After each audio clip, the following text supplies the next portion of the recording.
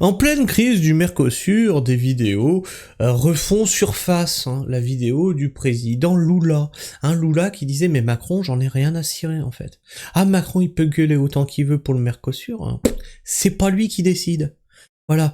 Même en Argentine, même au Brésil, même dans les pays du Mercosur, Macron, on ne te respecte pas. On est là, on fait « Mais oui, mais... » En fait, vous êtes un peu des cons en France. Vous avez décidé de rejoindre l'Union Européenne. Bon, bah c'est plus toi qui décides. Ah, la souveraineté alimentaire, dans ton cul, hein. Moi, je m'appelle président Lula. C'est pas avec Macron que je vais signer.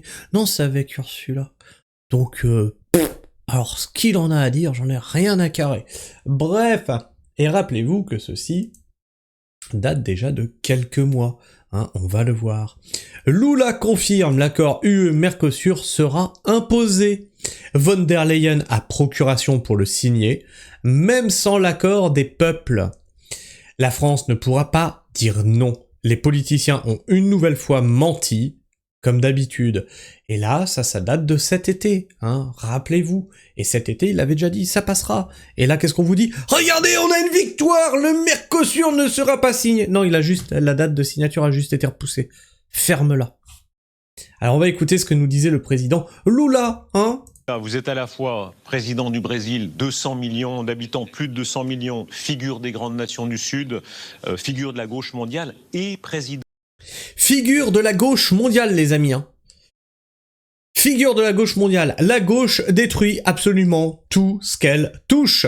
Du marché commun du Sud, le Mercosur. Pour l'instant, vous n'avez pas convaincu le président Macron que l'Europe signe avec le Mercosur. Mais Macron, j'en ai rien à foutre de le convaincre. C'est à peu près ça le discours qui va suivre. Bon, théoriquement, l'accord va être signé entre l'Europe et le Mercosur. Je vais assurer le 6 juillet la présidence du Mercosur. Mon mandat sera de 6 mois et je suis certain que nous allons conclure cet accord. Deuxièmement, août, septembre, octobre, novembre, décembre, janvier. Ils sont dans la dernière ligne droite. Il a dit que son mandat était de 6 mois.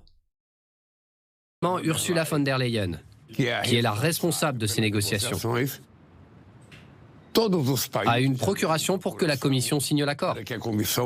Par conséquent, ce n'est pas un pays à lui seul qui va refuser l'accord.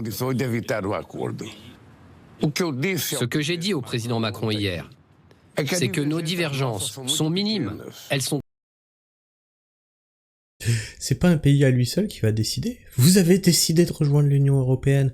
Ah, maintenant, il y a une instance qui dirige pour vous. La souveraineté de ton pays. Pardon? De quoi? Non, mais vous avez dit que c'était Bruxelles qui décidait. Ah bah oui, bah là-dessus, bah vous vous êtes fait baiser. Comment, en 2005, vous avez dit non? Mais elle vous écoute pas, enfin, voyons. Sont très petites. Et je comprends le discours ainsi que la défense des intérêts de la France. Mais c'est aussi important de dire que le Brésil n'a créé aucun problème pour le vin, pour le champagne ou les produits laitiers français.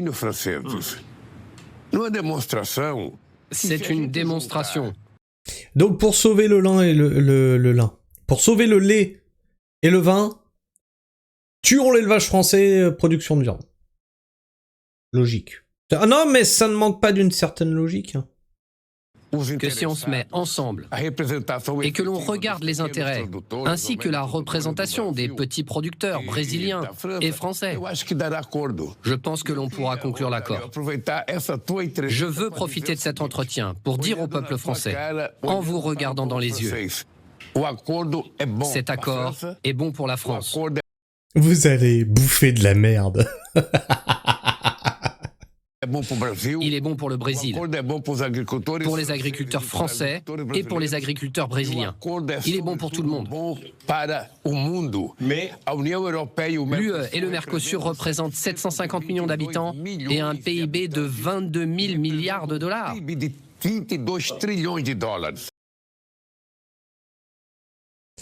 Vous êtes à la fois Vous voyez pourquoi ils sont capables de tout, de nous empoisonner, etc. Pour le pognon. Dans les commentaires, qu'est-ce qu'on a? Alors, pourquoi payer des députés et sénateurs en France qui n'ont aucun pouvoir? Ça fait des lustres que je le dis, ça. On paye des gens qui ne sont plus souverains. On a le droit d'émettre des lois sur des détails. Sur des détails, on ne commande plus dans notre pays.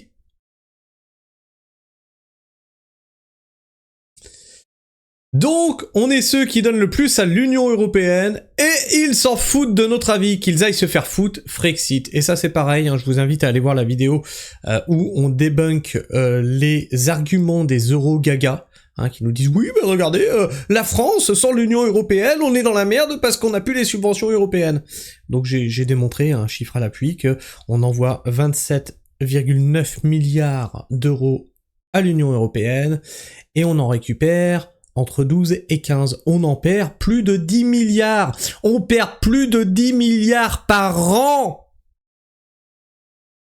avec ce foutu truc. Ça nous coûte du pognon. On est, je crois que c'est le deuxième pays le plus gros contributeur à l'Union Européenne. Devant nous, il y a l'Allemagne. Et ils s'en foutent de ce qu'on a à dire.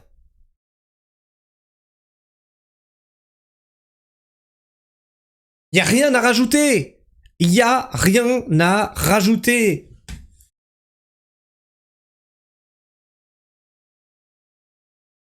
Et je remercie, alors je sais plus qui c'était, je crois que c'était Grim qui m'avait notifié là-dessus.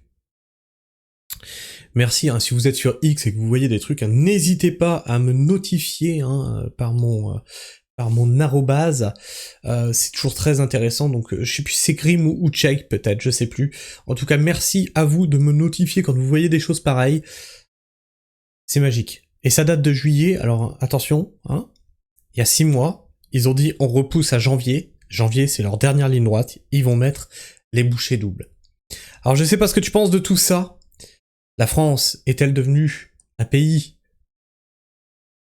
qu'on exploite, qu'on saigne? Dis-le moi dans les commentaires. Partage-moi ton avis et ton opinion. Abonne-toi si tu es encore là en fin de vidéo. Et bien sûr, partage cette vidéo autour de toi. Je pense qu'elle est très importante. Je pense qu'elle doit faire le tour des réseaux. N'hésite pas à la partager.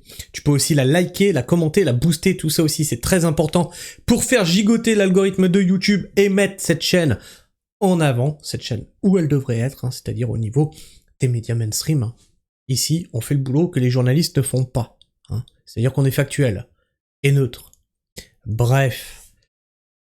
Sur ce, moi je vous fais la bise, prenez soin du sol, bien entendu, et restez pragmatiques. Ciao.